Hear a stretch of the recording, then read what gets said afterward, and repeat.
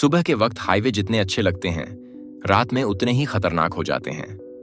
आपने कई horror stories सुनी होंगी हाईवे के ऊपर, लेकिन ये कहानी सुनने के बाद आप रात में हाईवे पर चलने से डरेंगे।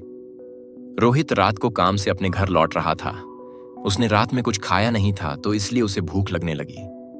वो सोचा, रास्ते में कुछ खाने को मिलेगा तो मैं कुछ खा लूंगा।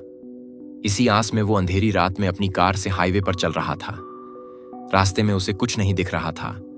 वो बहुत परेशान भी हो गया था, क्योंकि भूख के मारे उसे गुस्सा आ रहा था। तभी उसे एक बूढ़ा आदमी हाईवे के साइड सिगरेट पीते हुए दिखा। रोहित कार रोककर उनसे पूछा, अंकल, यहां रेस्टोरेंट कहीं है या नहीं? वो बूढ़ा आदमी बोला, हाँ है बहुत, लेकिन तुम यहां से सीधे अपने घर जाओ। रोहित को लगा बूढ़ा पागल है। वो बूढ़ा रोहित से बोलता है, अगर कुछ खाने का है तो मुझे दे दो, क्योंकि मुझे भूख लगी है।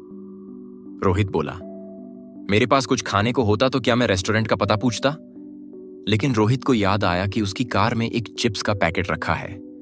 रोहित सोचा कि मैं ये पैकेट उस बूढ़े आदमी को दे देता हूं, मेरे पास पैसे हैं, मैं तो आगे रेस्टोरेंट में खा लूंगा।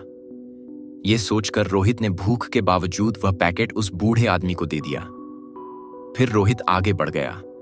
उसे कुछ दूर जाकर एक रेस्टोरेंट मिला। रेस्टोरेंट देखकर बहुत खुश हुआ रोहित। वह रेस्टोरेंट के अंदर चला गया।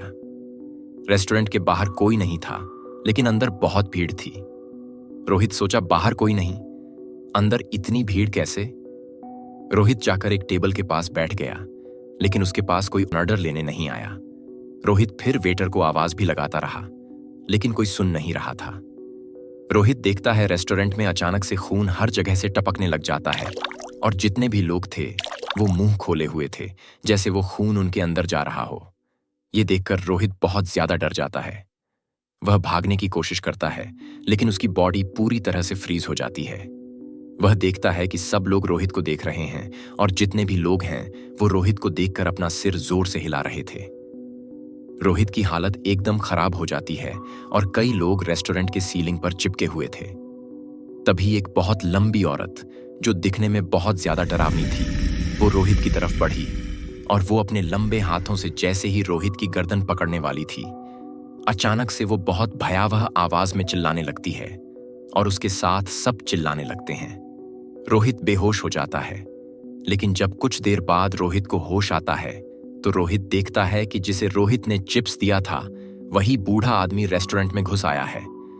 वो बूढ़ा आदमी चिल्लाकर रोहित के ऊपर कुछ पाउडर फेंकता है, जिससे रोहित का शरीर काम करने लगती है, और वो बोलता है, जल्दी से यहां से भागो।